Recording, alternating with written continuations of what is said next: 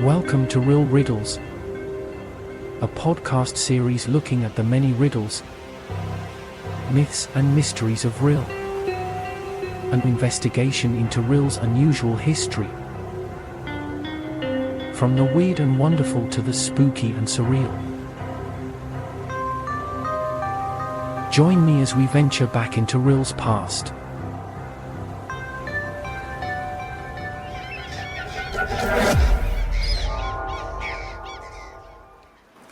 Welcome to Rhyl Riddles, a monthly podcast series all about the North Wales seaside town of Rhyl.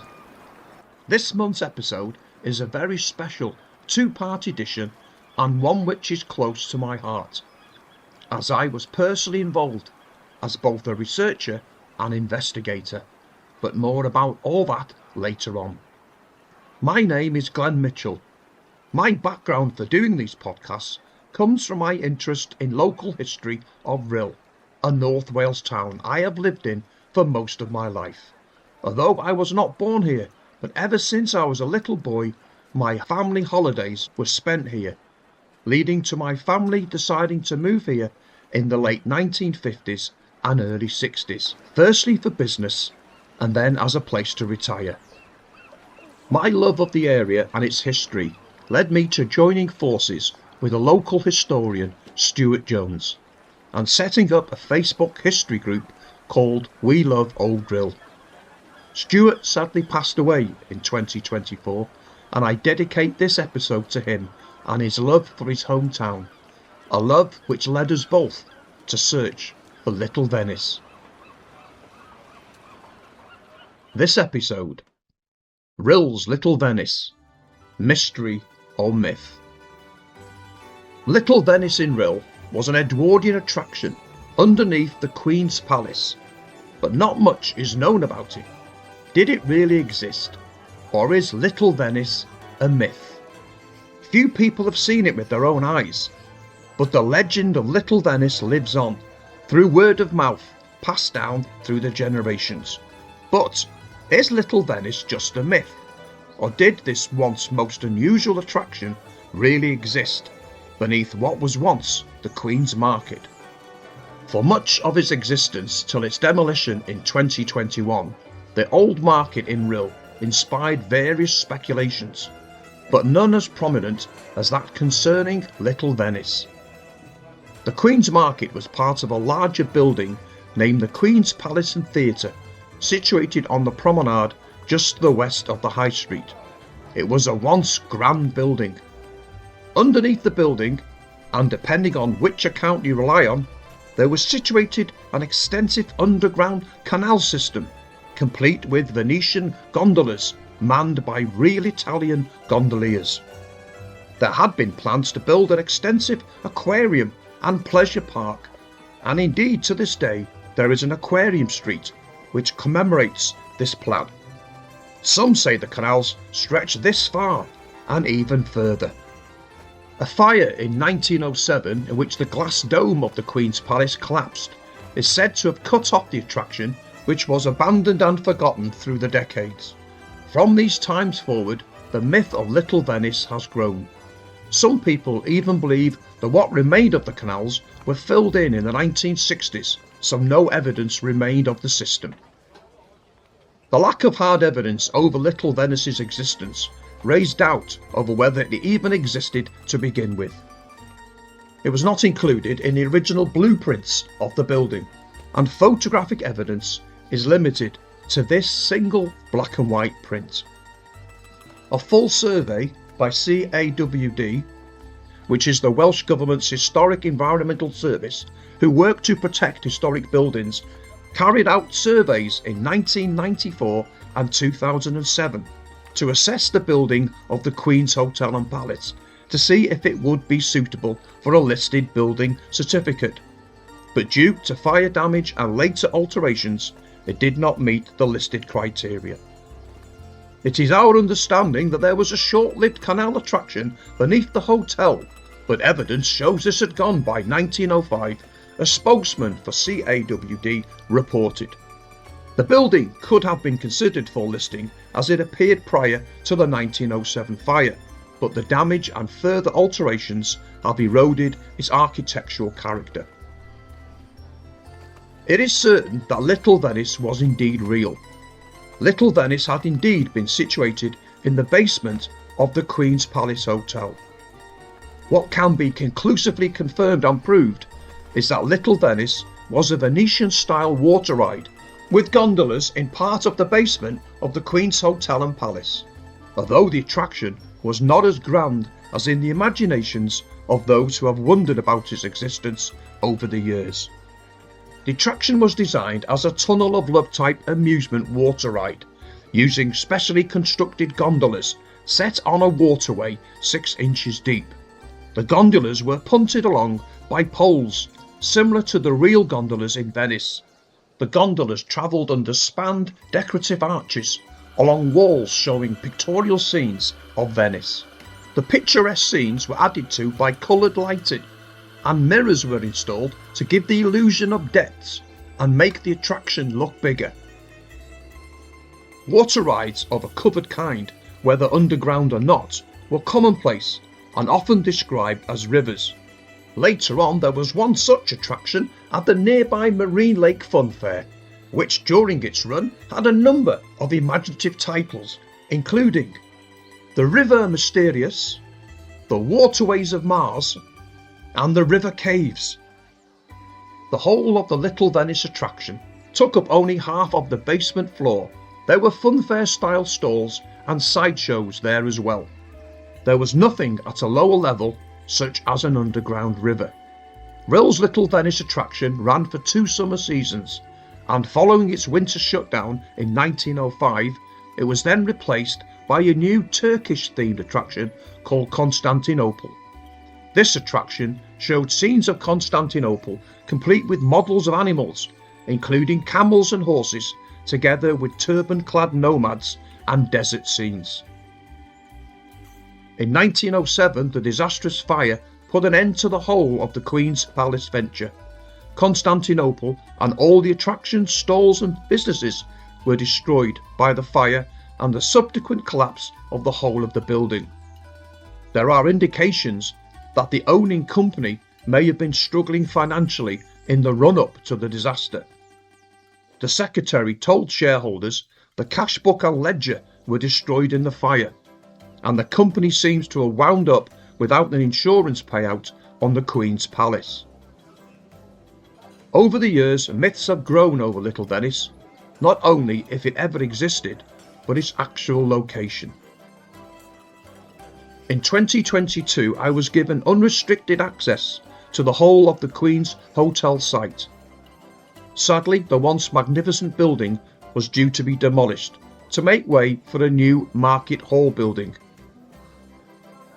At this time of this podcast, the work has been completed and a new structure called the Queen's Market is situated on the former site of the Queen's Hotel, Palace and Theatre. In part 2, I will be uploading an edited version of myself and my colleague Stuart Jones's research and investigation into finding the location of Little Venice. To set the scene for this investigation, let's go back into Rhyl's Edwardian past and hear the story of Little Venice as it happened from a contemporary newspaper of the time. Once more, marvel at what was once this stunning building and the attraction it held inside, which must have been a stunning sight to behold. Taken from Rhyl Record and Advertiser, 4th of April 1903. Some interesting info about Little Venice. The Queen's Palace, attractive arrangements. The directors of the Queen's Palace have made the most elaborate and attractive arrangements for the delectation and amusement of the visitors to Rhyl from Easter to the end of the summer.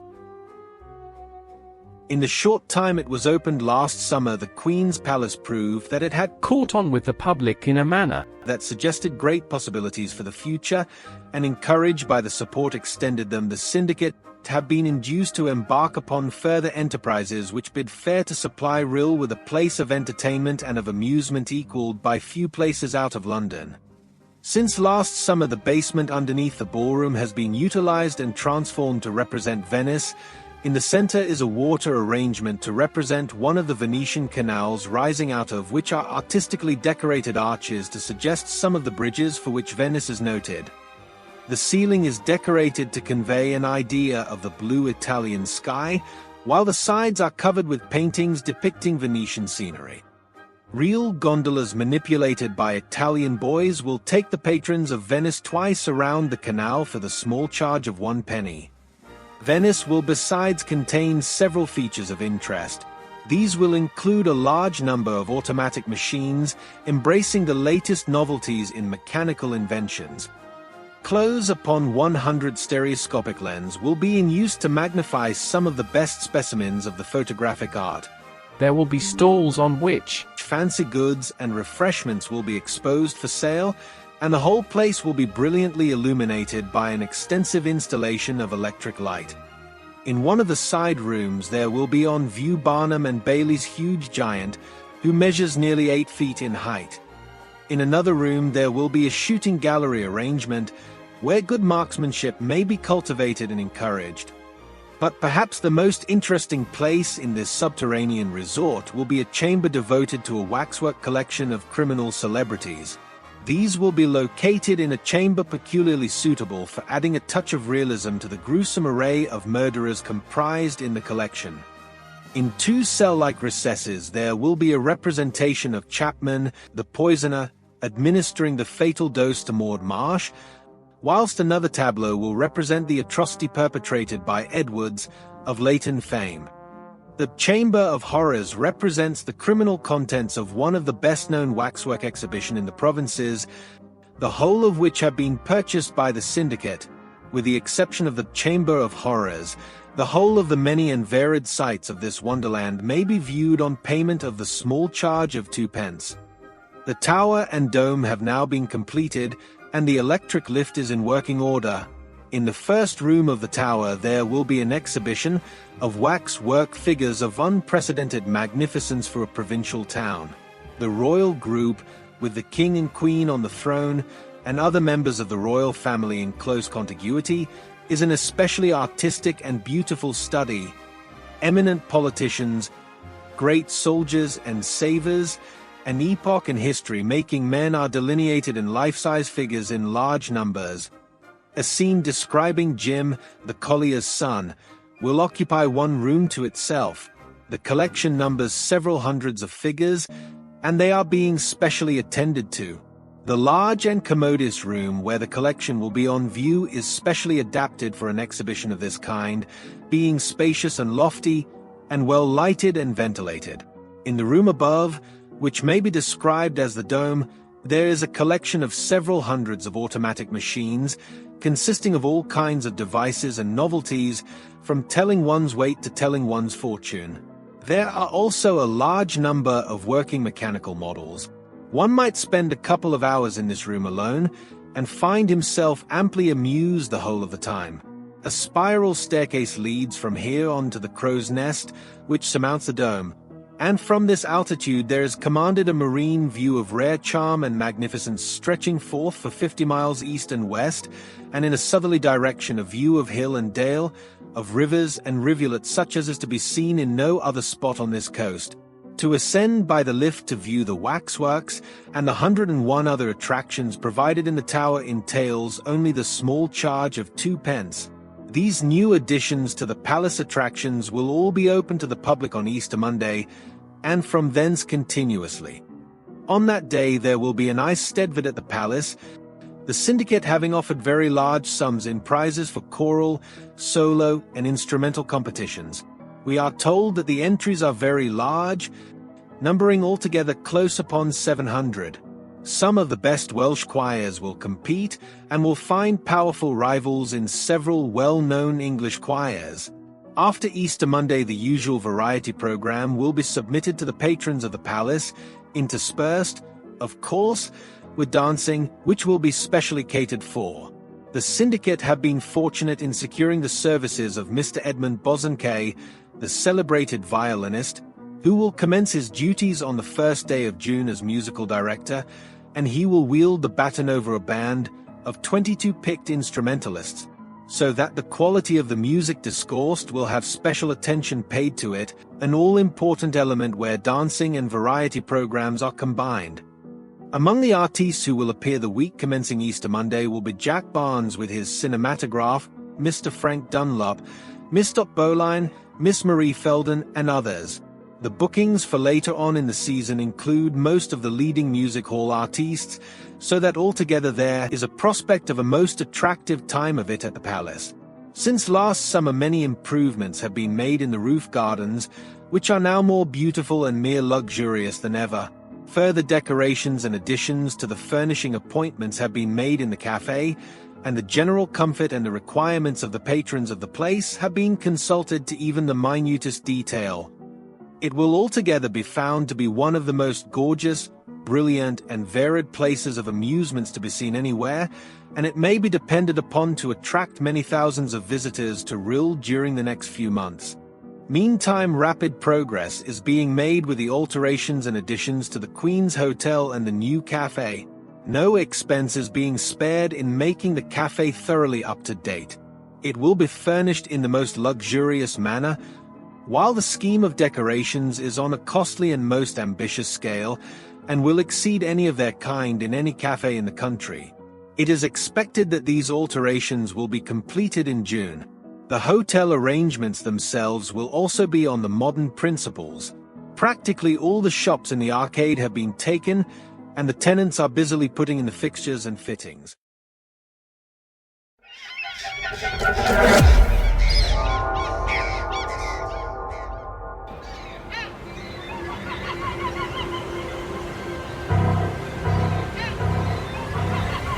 You have been listening to an episode of Rhyl Riddles, a podcast created, edited, and produced by Glenn Mitchell. Join us again for another journey back into Ryl's past. Subscribe, share the link to this podcast, and comment.